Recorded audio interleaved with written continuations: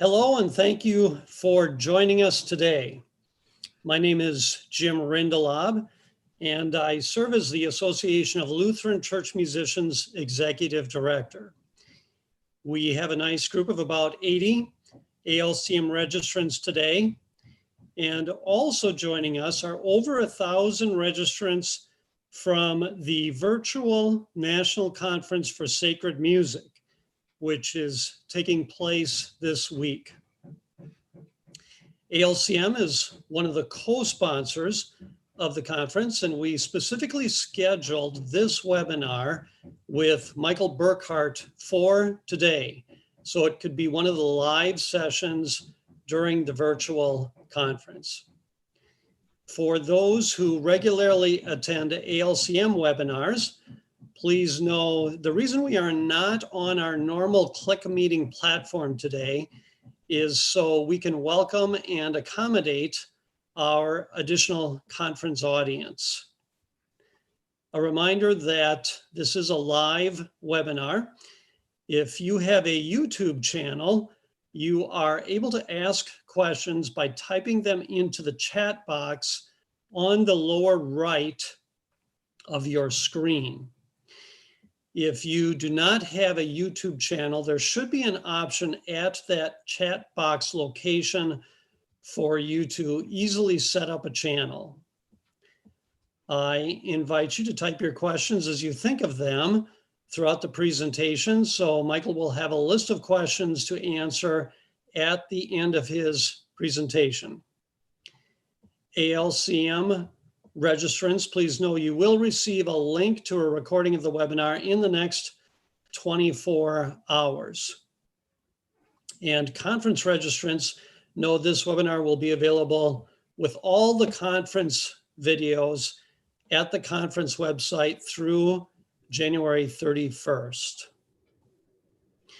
I am very happy to introduce our presenter today, Michael Burkhardt, a Lutheran and ALCM member who is an extraordinarily gifted organist and congregational song leader, as well as a prolific composer of music for the church.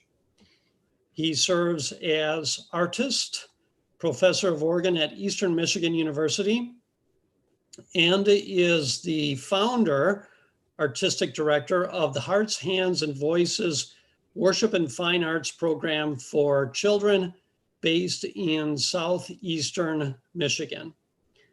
So, Michael, it's wonderful to have you. Please transport us to Holy Week.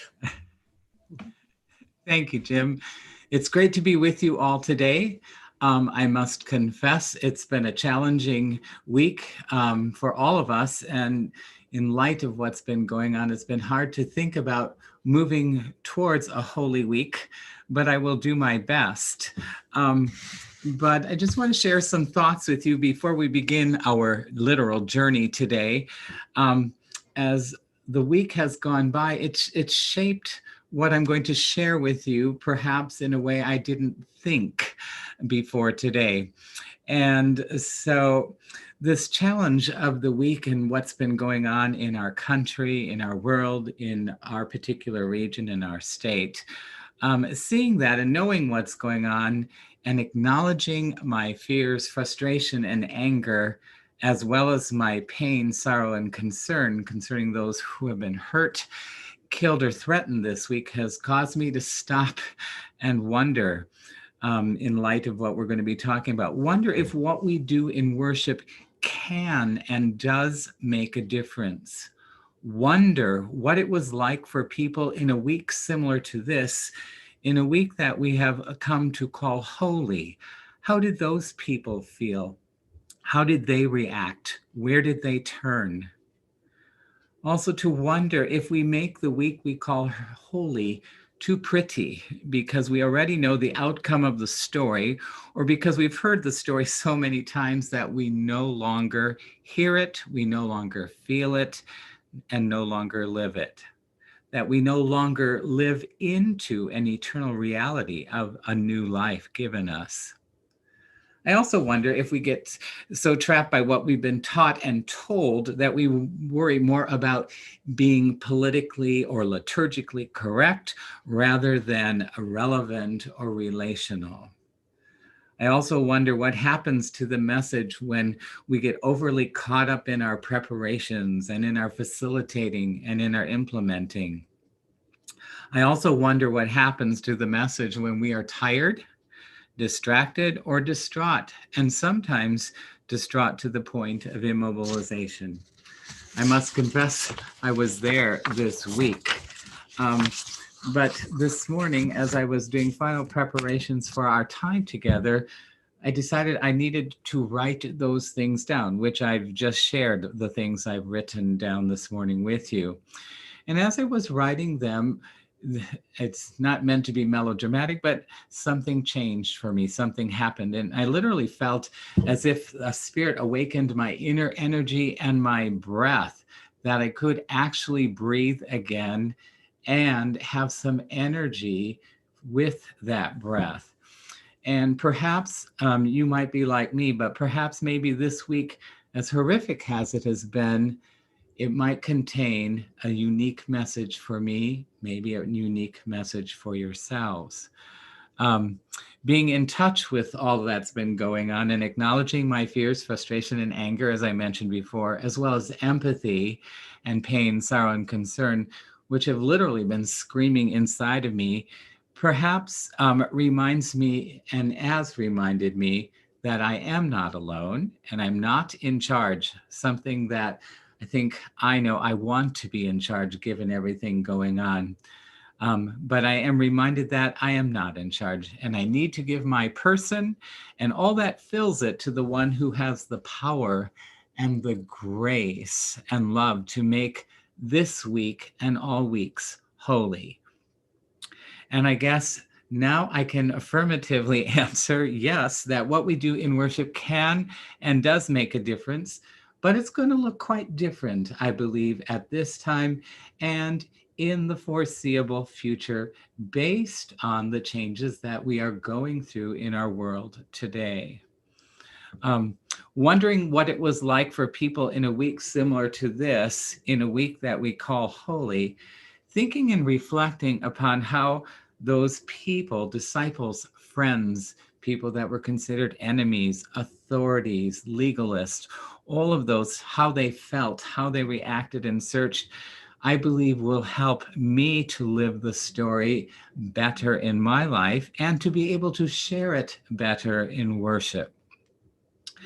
And yes, I have some housekeeping to do. I need to declutter my life enough so that I can be truly present for what I am called to do during each week or Holy Week that I am given, especially the one we're going to be talking about in a minute, the one that leads to resurrection.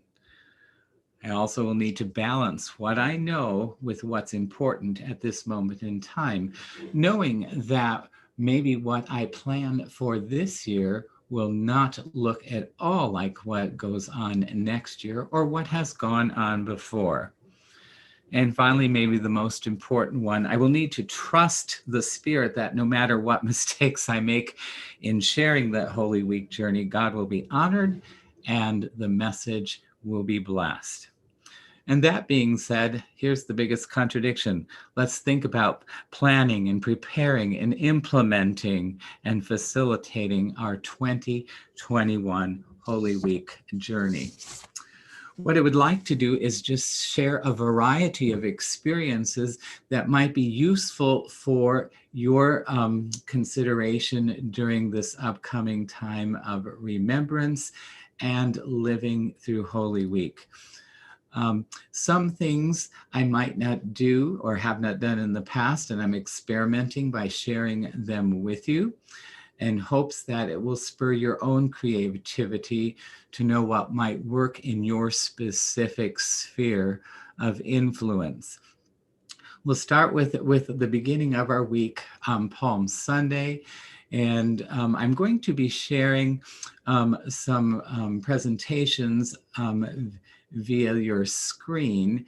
And I want you to know that all of these things that I will be sharing will be available following this presentation in hard copy for you to download either from ALCM as Jim directs you or from the National Conference collection of materials from this week. So we're going to begin with taking a look at that very first day of Holy Week. Give me a moment to pull that up on our screen.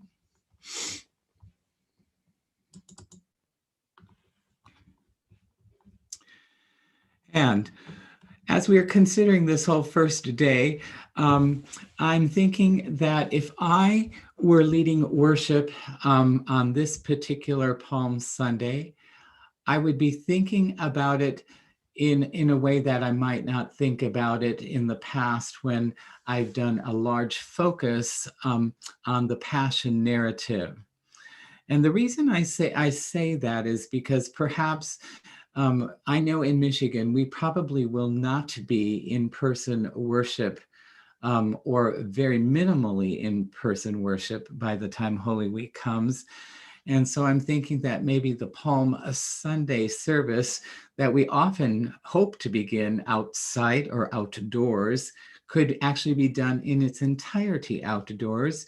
And perhaps for the first part of the day, we only focus on that Palm parade that happened in our story. And depending on how you are situated in your own circumstance, perhaps you might set up a worship space or create one outside your church building. Where I used to work, we had a beautiful labyrinth which we could sit on. And if I opened all of the windows to the church, you could even hear the organ playing in the background. And so perhaps we might think about creating an experience in that environment. I will just make reference to some resources along the way.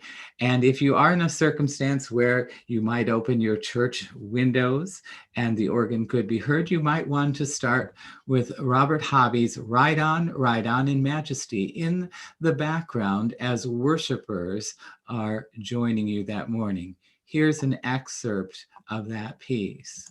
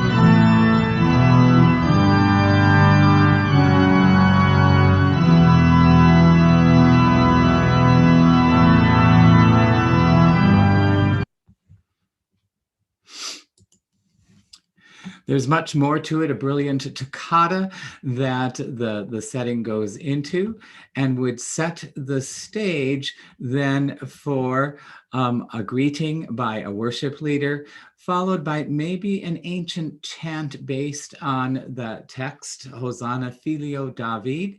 For all of these examples I will share with you, I have listed where they can be found in terms of publications or in terms of websites. And that might be followed by the Gregor Hosanna.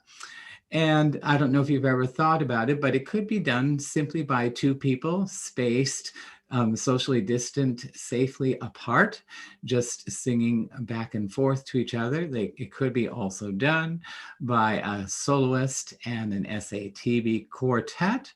Or maybe it's time for us to think of it even in a larger perspective. If we are outdoors, maybe the cantor or a soloist might sing the choir part one, and you might ask your congregation or the assembly to sing part two. In this particular setting, it is arranged for handbells and a bass instrument, which would sound lovely and I think quite refreshing out of doors. Here's a little bit of that.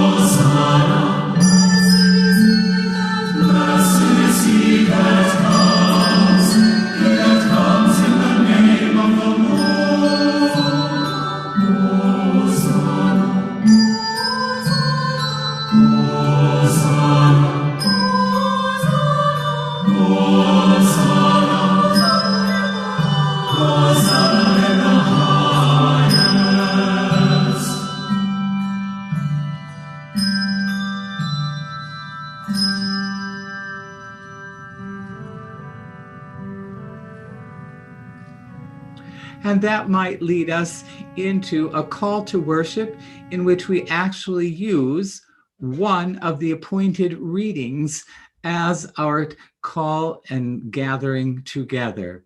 And in this case, coming from the second reading for Palm Sunday, the Philippians passage, that great hymn of Paul. And we might respond to that.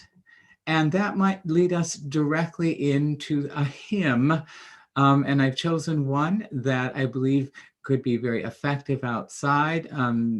There's a setting that could be used for brass and unison congregation singers, as well as maybe a quartet. And in this case, we would invite the assembly people to sing every other stanza, or 1, 3, and the final stanza, and then invite a quartet to sing the in-between stanzas, that are using a different hymn tune. Here's a little bit of how that might work out of doors.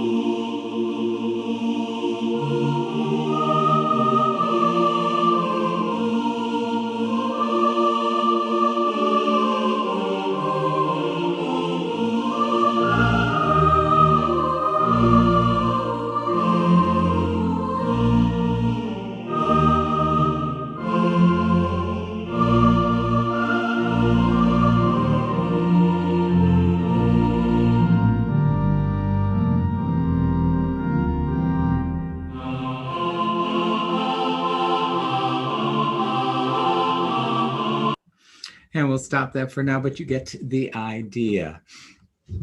Try to choose things that would be easily put together and that would also be effective at the same time. And perhaps then we move to that Palm Sunday gospel, either read by one person or shared in a variety of ways, perhaps by a family who might read the different parts of it, or in a paraphrase that might be useful for an outdoor setting. And we then might respond to that with a simple little global piece that describes what we have just heard. And it comes to us from the pen of Ruben Ruiz Avila, and could be sung simply by a couple soloists with the congregation or those assembled outdoors to sing a little refrain.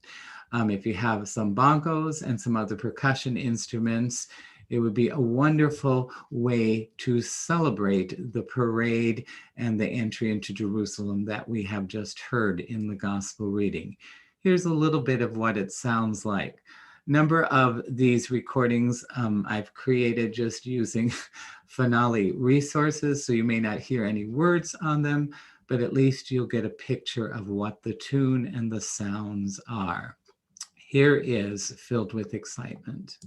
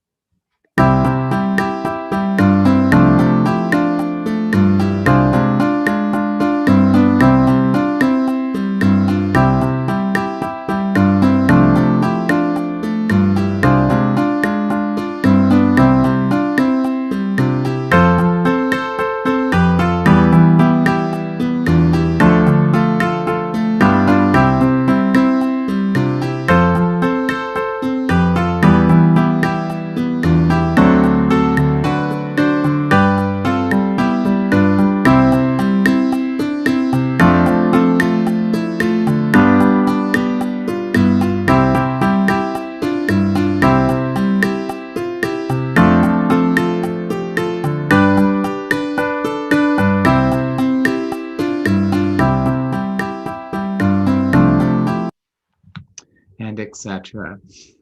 And might be a fun way to involve your young people in leading different parts of the worship service. We might also consider following that for those who, and I have them in my congregation, those who do not like to sing as much as they like to speak. And maybe something with a simple refrain such as this one, which dovetails what we've just sung about, Ride On, Lord Jesus. That might be followed with a children's message. And I've written out that children's message for you. But the whole point of that Palm Sunday story that we've heard is that Jesus told his disciples to go get him something to ride on. And I don't know about you, but if a couple strangers came up to me and asked me for something like my automobile, so that someone else could use it, I might be a little bit skeptical. But an incredible person this donkey owner was, who simply gave it. And maybe God doesn't need our donkeys today, but God does need us. He needs our eyes, our hands, and our feet. And it might be a time for us to talk about, during this pandemic, how we can use our eyes, hands, and feet in the service of the Lord and in the service of our brothers and sisters. You might want to consider sharing that wonderful prose poem by Sister Teresa of Avila, Christ has no body but yours.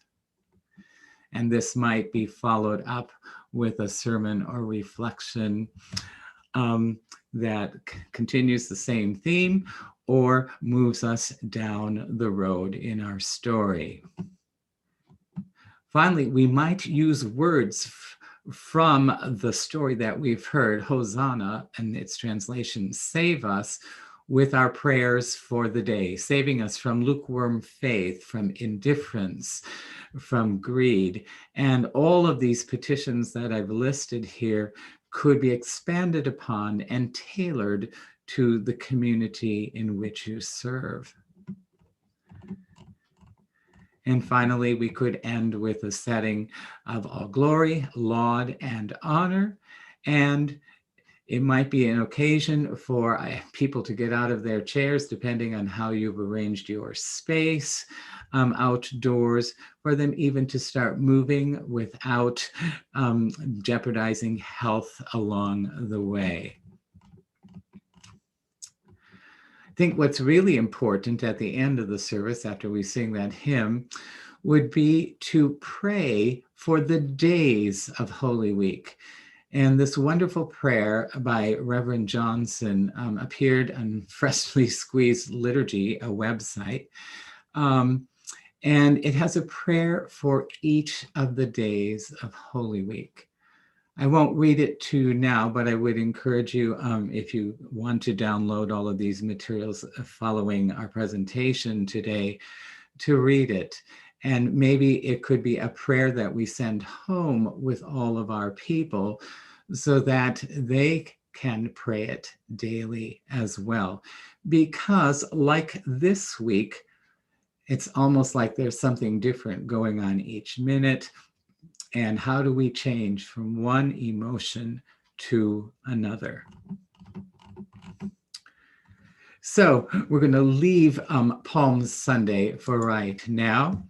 And we have a number of days in between, but what I'd like to do is jump right away into our time together for Maundy Thursday. And it's kind of a difficult one to think about because so many of us for many years have done a foot washing or a foot washing and anointing of hands for those who aren't comfortable with foot washing. But our health issues tell us that that may not be possible. But I think it provides a greater opportunity for us to talk about, well, what is this foot washing really symbolic of? And so give me a moment. I'd like to pull up another PowerPoint that deals with our time together on Maundy Thursday.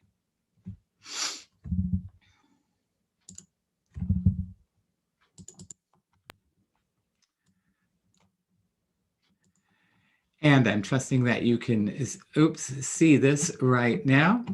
And once we get to our observance of Maundy Thursday, we are really beginning that period of time we have come to know as the 3 days.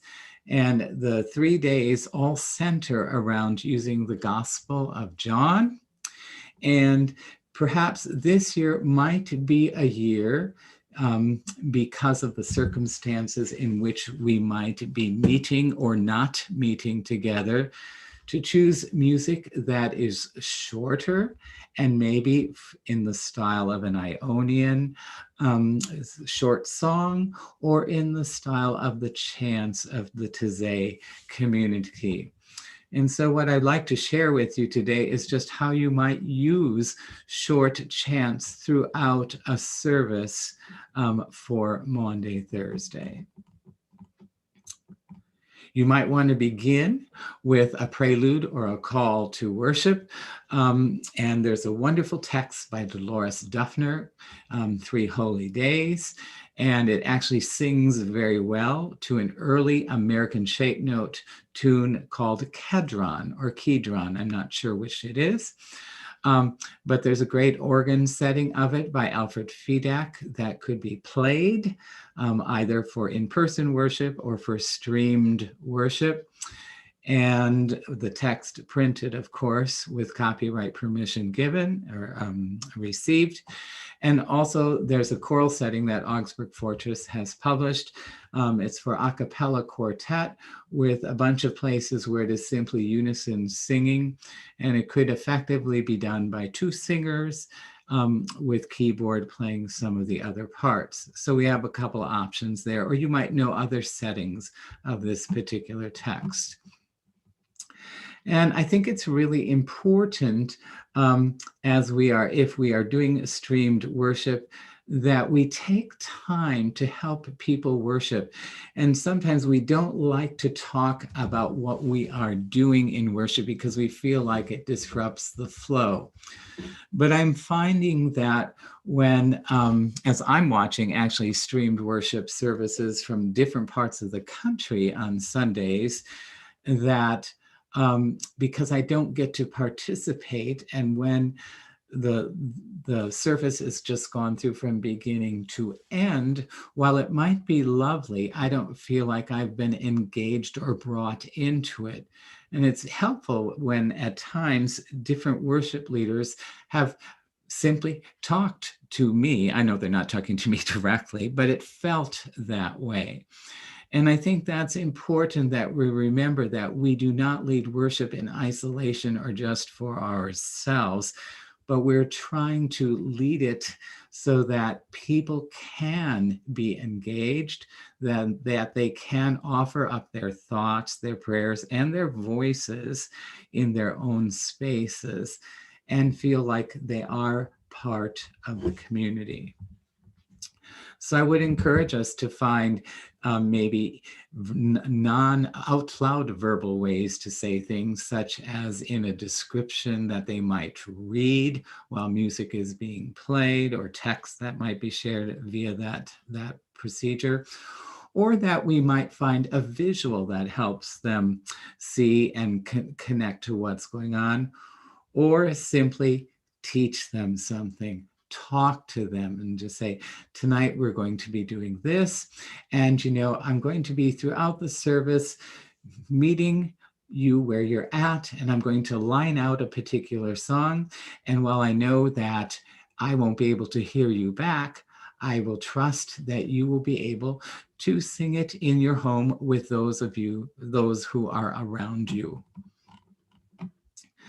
So we might gather with a hymn, and this is really the only hymn I have put in this particular service. It's a wonderful text by Brian Wren, Great God, Your Love Has Called Us Here, really focusing on that commandment, love one another as I have loved you, our focus of the gospel reading, or one of the focuses, I should say. Here's a little bit of the tune. It was written for a Maundy Thursday service at Holy Cross Lutheran Church in Livonia, Michigan.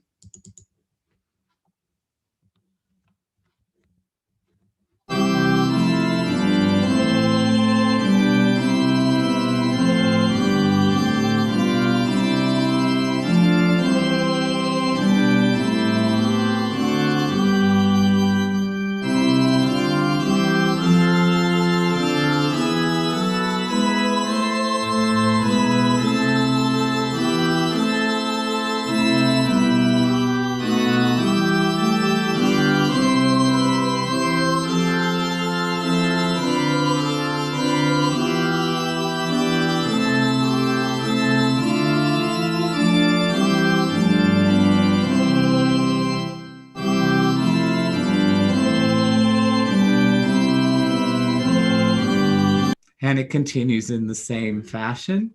And if it would be a new tune to your congregation, you could simply have a cantor or someone sing it by themselves, and then invite your assembly, whether they're in person or in remote places, to sing along subsequent stanzas with the song leader. We know that one of the ways in which we begin our Maundy Thursday services together is with a reflection on who we are and that Lenten discipline that we have been working through for 40 days. One way to examine ourselves as part of the confession and forgiveness is to use the 10 Commandments. And so here's an example of using a paraphrase of the 10 Commandments that comes from Desmond Tutu's children's storybook Bible. And I think they're wonderful. And even though they may not encapsulate all that might be explained in other editions or explanations of the commandments, I think they're worth our time. They're simple, but they may get us to think about God's guidelines for our life. And I'm thinking about how often we get to that fifth commandment, say, thou shalt not kill. Well, we don't think about do not hurt anyone might be another way of saying that, which would include that. Or about adultery, all who are in relationships love each other and do not cheat on each other. So maybe that simplicity may help us to become grounded and to maybe take another look at the meaning of those guidelines we have. And on the basis of that, then go into a confession that you may choose to write for yourselves, or this particular one comes from Sundays and Seasons, a resource of the ELCA.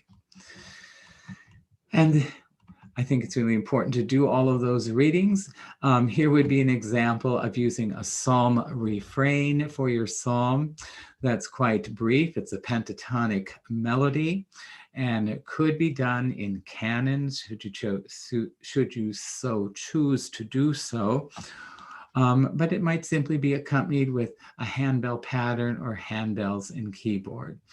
And if I were doing this with my congregation, I would simply line it out. And I don't know that I would ask a soloist to do it always. I think sometimes if you are the leader of song or the cantor of your church, it's important for the congregation to see you in front of them, leading them and caring for them, and maybe doing it a cappella as you model the tune for them.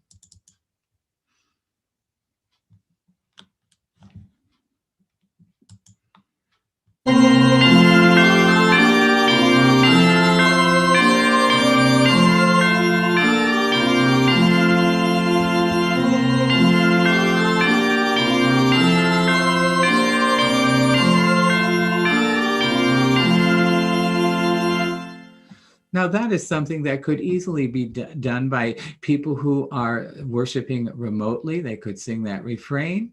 And then, depending on your resources or the time you have to work with various people, you could assign or request that different people from your faith community share the verses of the psalm with the rest of the congregation. And they might choose maybe to sing it with a tune that they create, or they might choose to put some different sounds with it, or they simply might choose to read it, or they might paint a picture with shapes or colors that they might share. So maybe instead of thinking that, oh, we're going to be limited by a remote style of worship, we might actually become more creative and think about the five senses as we are becoming or trying to be creative in worship. How are we going to get people to see? How are we going to get them to feel or to touch? Particularly that one being so hard these days because of the pandemic. But even those other senses of hearing and particularly of taste and smell.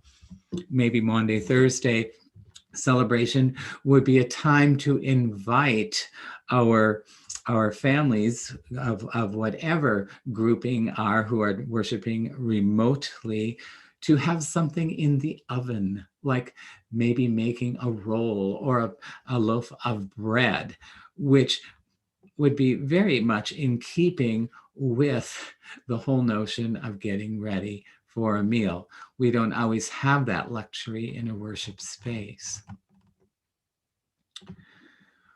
You know that gospel with the new commandment, loving one another. And for many, many years, the Latin text, Ubi Caritas, has been the refrain that has been done during foot washing.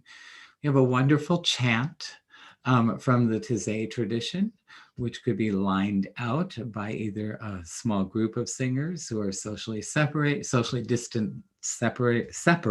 that one fast 10 times, or simply by a cantor and then having people respond. And the whole notion is just keep doing it. And it's a little bit harder when we're doing it remotely, but we do know that in the repetitions, particularly of these chants from Taizé and from the Iona community, that as we are repeating them, we become more like-minded. And all of a sudden, no one has told us to be in sync with one another or thinking the same way, but the music and the text does that for us. And we know we've had our traditional foot washing in our services for many, many years, but maybe this year you could have simply Bubbles do a foot washing. or an anointing of hands, while the refrain or the entire hymn of Jesu, Jesu, fill us with your love is sung. But we also might invite people to share photos of how they are being of service to people in their community, which would be a lovely example of foot washing. And maybe ultimately that's what foot washing is all about. And in this case, we might, well, how are we going to do that sharing of the peace? When I have had the opportunity to worship at the Jesuit congregation in my area, everybody has had to figure out a different way that's socially distant and non-touch oriented to share the peace with the people around them. And it actually has become a lovely way of meeting people and their personalities and their creativities. You might try something like that. As the gifts of bread are brought forward, whether it be in a person's home or in the sanctuary or worship space, we might sing Hail True Body, which is the English translation of Ave Verum. And it could be done by SATB voices or a soloist. And I think it's really important that we might share this text, in particular this translation, because we're not just thinking about this meal right now, but we are also thinking about a foretaste of a feast that is yet to come. Here's a little bit of that work by Edgar Elgar.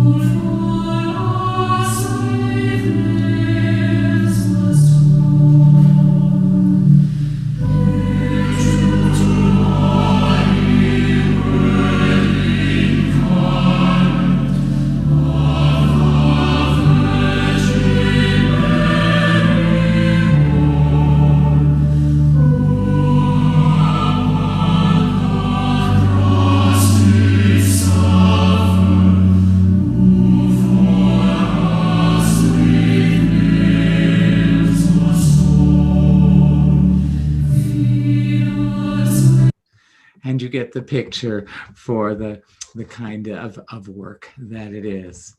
We could move into the Great Thanksgiving from that point. And then in keeping with the use of short songs in the style of Taizé, we might substitute the Argentine Santo for our Sanctus. And while I know it is not a true Sanctus, I think it fits with in the context of our service. And I don't know about you, but there are certain times in our faith community where we might need to pray the traditional Lord's Prayer, and other times the ecumenical version. You will know what is best for your community. During the communion, and this becomes the big question, how do you do it, and what is safe? And in some places, it's just simply not deemed safe. I would encourage you to read a book called The Rituals of Our Lives by Fulgum. And he's the guy who wrote All I Needed to Know I Learned in Kindergarten. But he has an interesting perspective on how important rituals are, but a caution about how rituals can become meaningless. And sometimes we need to take a look at them in light of what we are doing and of our circumstances. He has a wonderful section on communion. Some of us might bristle by what he says, but I think it will get us to think more deeply about how we might share Christ's body and blood during this pandemic. I kind of shy away from encouraging people to sing during communion, partly because they can't if they're remote and partaking of the elements together. But if they are in person, I think sometimes it's better just to let the organ set the mood, or some other instruments. I give a series of pieces, several from Jean Langlay's Suite Medieval, and also a wonderful setting of Jesu Dulcis Memoria by Charles Callahan. After that communing is finished, it's time for another big transition.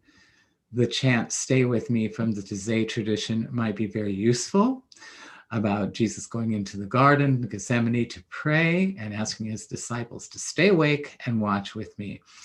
And obviously that didn't happen, but just to make that our prayer, which could lead us into then the stripping of the altar, the chancel, or it might be an opportunity for people who are worshiping remotely to bear something in their home to remind them of the day that is ahead. Often during the stripping of the altar, the chancel, Psalm 22 is spoken or sung, and perhaps we might join with people from another culture in singing both in Spanish and in English a refrain to Psalm 22, and then inviting various groups or individuals to share the verses of the psalm. Here is a little bit of Tony Alonso's version.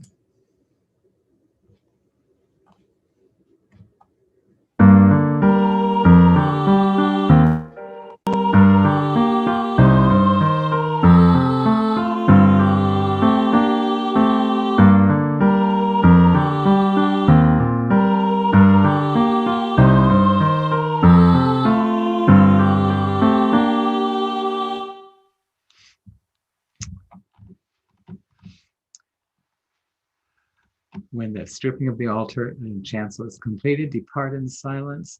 I think it's important to write or to share the words, "Worship continues tomorrow."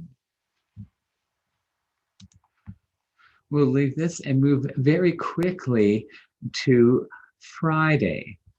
And as we are looking at Friday, different people practice different ways of observing the day and of worshiping on that day. And so my suggestion is that we might want to consider doing something that maybe is a little different than what we've done before, or offering several different ways for people to participate throughout the day. Give me now just a minute and I will bring up some information for our Good Friday.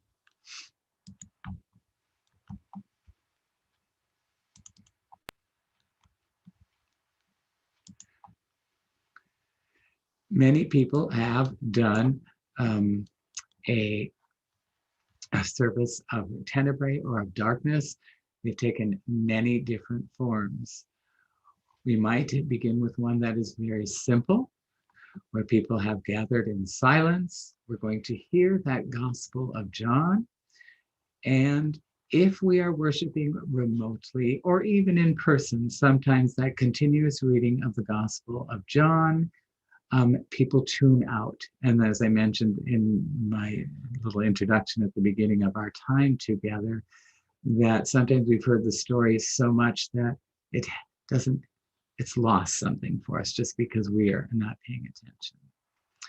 And so in this particular service of darkness, we might begin with the reading of the suffering servant passage from the book of Isaiah, respond to that maybe with two singers or a quartet singing Healy Williams' Behold the Lamb of God, based on the suffering servant, and then moving to a bidding prayer, very much like the Anglicans or the English do on Christmas Eve with their bidding prayer before they do their lessons and carols.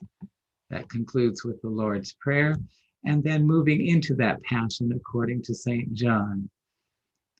However you choose to do it, it might be that you read a portion of it and then invite people to respond in song if they are remote, or to invite soloists or small groups of singers to share those poets' words and those musicians' melodies. Often candles are lit at the beginning of the service and then extinguished one by one. Maybe people might do that in their homes as well. In this particular case, divided the book of John into different sections of darkness, and some of them really fitting this year for the pandemic and what's going on in our country and in the world. The darkness of betrayal, the darkness of denial, the darkness of injustice, the darkness of rejection, and the darkness of crucifixion. At your leisure, you can take a look at these particular, this outline, and once that Gospel of John is shared, it might be that you want to conclude your service with the solemn reproaches, and that could be done in a very formal way, sung to different tones, or it might simply be spoken with lots of silence in between. Again, inviting worshipers or letting them know that worship continues tomorrow. One example of one of the hymn settings, here they crucified my Lord. These hymns that are listed here all have settings in, it's originally a hymn festival that could be excerpted for Good Friday or for Palm Sunday. The hymn festival is called Love Unknown, and the references are given at the end of this particular service outline.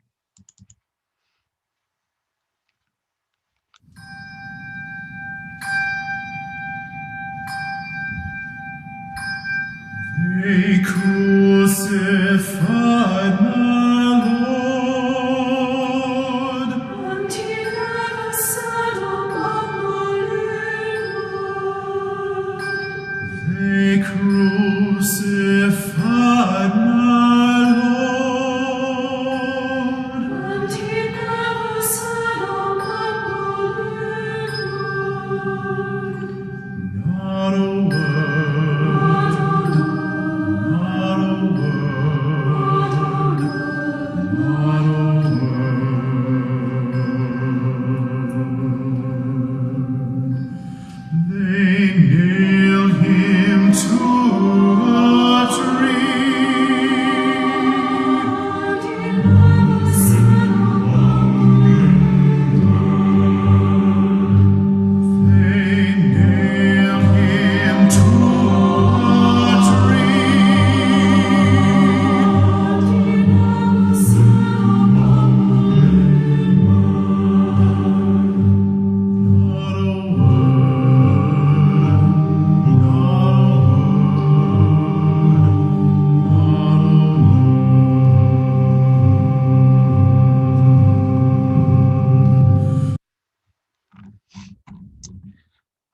But perhaps it might be an occasion for us also this Friday to do a worship experience and sharing based on the Stations of the Cross.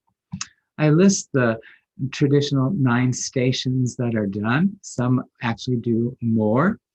But we have a couple wonderful resources. One of them by David Cherwin, in which he shares organ meditations on the Stations of the Cross.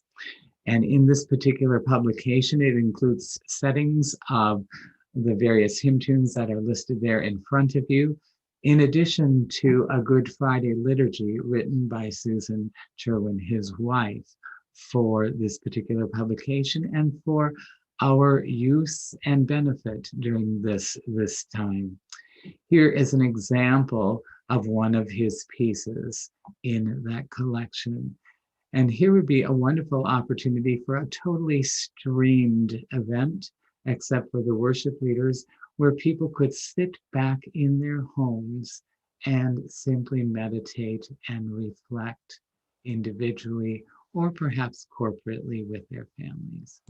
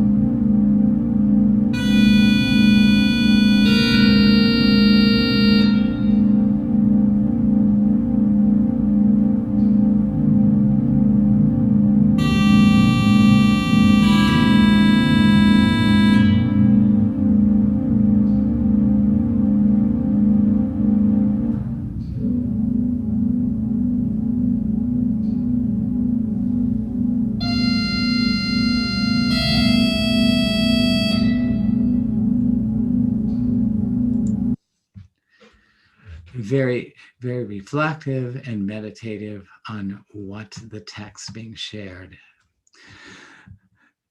As we are doing services like this, I think it's also important that we would not forget about our young people.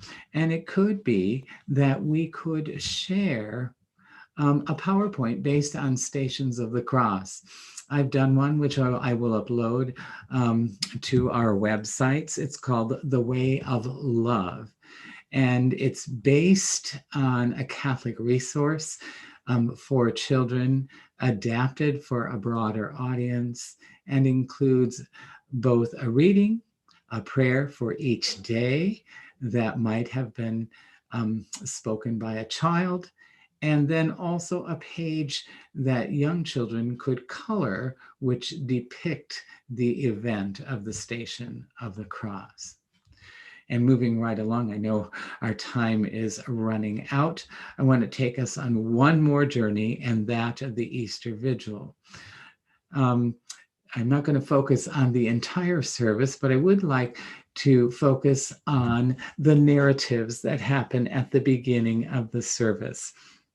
And I think if we are worshiping remote that day, what an opportunity for the different stories of the Old Testament to come from different homes and in different ways.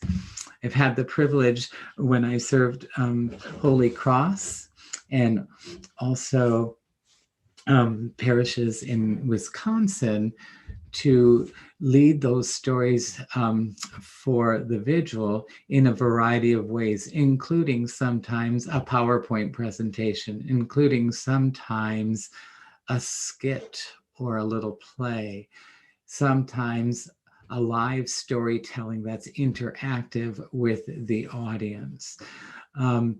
And it's been my experience, if I want children to participate in this, that doing all of the readings are probably too much, and maybe that's blasphemous to say, but I've often done 4 and changed those from year to year. Some readings are always present, but doing those 4 readings did not lose the young people, and if I were truthful, some of my older worshipers as well. Here is a little bit in regards to an Easter Vigil.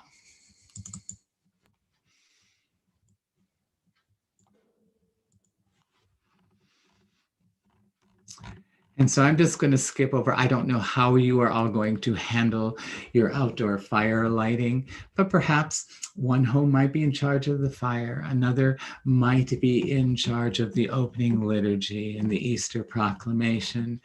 And then we might move to those readings, and we could take a look at the reading of creation. And here are some examples. Maybe choose short little tunes from hymns that your congregation knows that can be used as your responses to the Psalms. You can teach them on the spot by rote to your in-person people or to your people who are worshiping remotely. I give you several examples here for 4 different readings. Some of them are newly composed, some of them are an anthem excerpt, and the rest are from the hymnal. But when we take a look at those narratives, there's so many possibilities for the creation story, and there are so many wonderful books, particularly from our Jewish brothers and sisters, on the creation story. And if you have a scissor, you might want to cut up one of your illustrated books and simply scan it in and create the story. I've done it here using text from the Living Bible, and very, very striking artwork. It's actually colors underneath that have been scraped off with a nail or something sharp to create the visibility of those colors. And here's, for example, of text. First this, God created the heavens and earth, all you see, all you don't see. Earth was a soup of nothingness, a bottomless emptiness, an inky blackness. God's spirit brooded like a bird over the watery abyss. God spoke, light. Wouldn't that be wonderful if you could create a virtual story by having different people, perhaps maybe even your youth group, to do the different narrations and share each part of creation?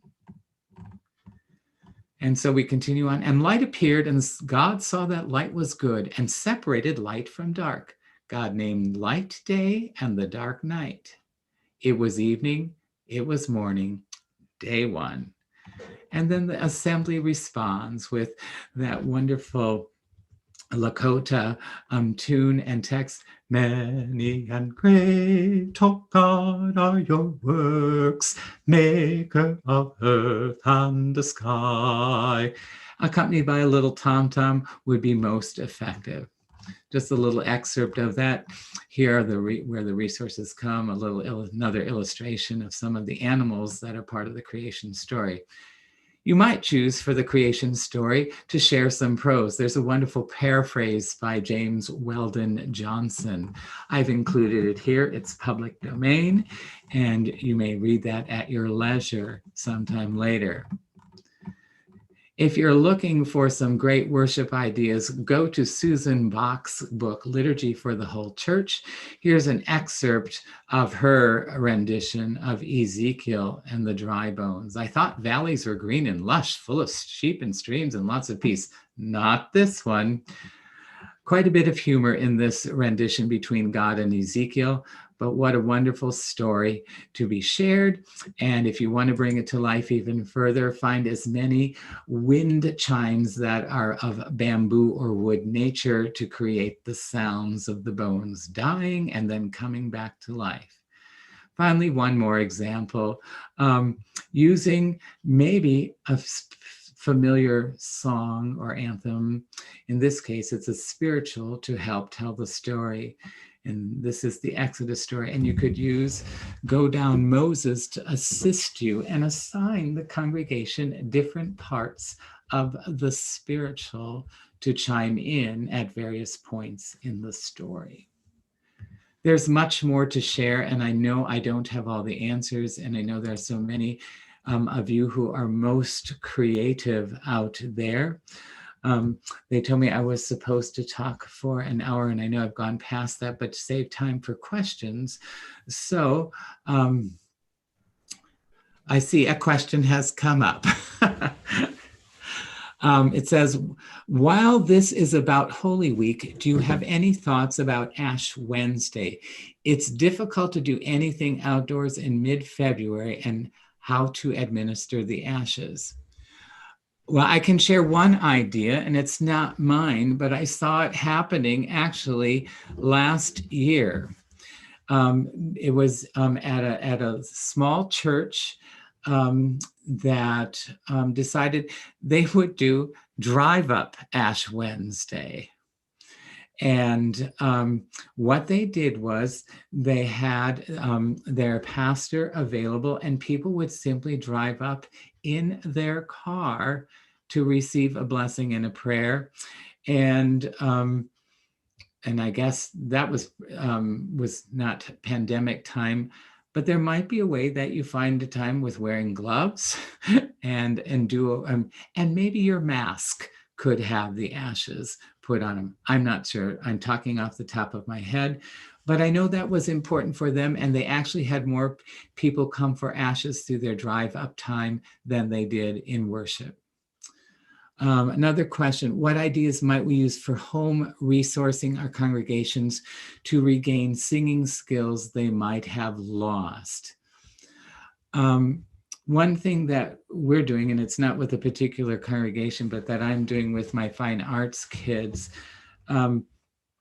we try to keep our singing skills going throughout our meeting times on Monday nights. The sad part is we can't sing together because when we're in Zoom, it can't be synchronous. We get the most beautiful canons, even though we don't intend them to be canons or chants music. But I'm thinking that if we can still keep them singing in their home and provide experiences that allow a leader to sing something and to have them sing back. And while we don't hear it and they're not getting to sing necessarily with others, some of them might actually feel more comfortable because no one is judging them on how they sound in a corporate body. The other thing is there are a number of fun websites that we're using. Actually, I'm teaching music theory right now that we use to help people in their sight singing skills and in their oral skills. And I imagine that there might be some, and if they're not, we should get on it, that would invite people to click on them and to work with their singing with some kind of interactive game on the website. Just talking off the top of my head, maybe some of our other colleagues have answers as well. I'll turn it over to Jim. Well, Michael, thank you so very much for this wonderful presentation. And thank you especially for planning all of our Holy Week services for us. That is certainly very much appreciated by me, and I'm sure everyone very much appreciates all of the material that you have shared that we will be able to make use of this coming Holy Week. So thank you. Thank you so much. Jim? Yes. If I would, I'd like to share one resource with you. And I don't know how many of you know the author Joyce Rupp, but she has a famous book called May I Have This Dance? and I continue to do workshops around the country and literally around the world on the dance we organists are asked to play. But as I was thinking about the Ezekiel story, you know, maybe some of our bones are dry today. Our hope is gone. And this is what she had to say. And I'll close with this today, if that's okay with you. There I am in Ezekiel's valley, one heap among many, just another stack of old dry bones. Some Mondays feel this way, and Tuesdays too, to say nothing of Wednesday, Thursday, and Friday. But just when the heap of bones seems most dry and deserted, a strong breath of life stirs among my dead. Someone named God comes to my fragments and asks with twinkling eye, may I have this dance? The voice stretches into me, a stirring leaps in my heart, lifting up the bones of death. May we share the dance of life in Holy Week this year with everyone that we are privileged to be with. And thank you for letting me share. That is very inspirational, Michael, and not only for today, but for this week and for our lives. So thank you very much. You are most welcome. Everyone, please know that our next ALCM webinar is in 3 weeks from today, which is Friday, January 29, with Chris Clay, presenter. Chris is the music and technology director at St. John's Lutheran Church in Knoxville, Tennessee, and he will be leading a webinar titled Worship in a New Key, Contemporary Music and Lutheran Worship. Also, please know that on Friday, February 26, Scott Hislop will lead a webinar titled Commissioning New Works for Your Parish. It's easier than you think. Registration for all ALCM webinars is open to everyone. I hope you will visit alcm.org to check out these webinars and 13 others which are scheduled during 2021. Thank you, everyone, ALCM members and National Conference for Sacred Music attendees alike. It's been wonderful to have both groups together today. Thank you also to Jessica Bircher from the Morning Star Music Publishers staff for her magic in setting up and running the technology, allowing such a large virtual gathering to take place. Thanks again, Michael, and blessings to everyone. I hope you will be with us again for our January 29 webinar. Enjoy, please, your Baptism of Our Lord weekend.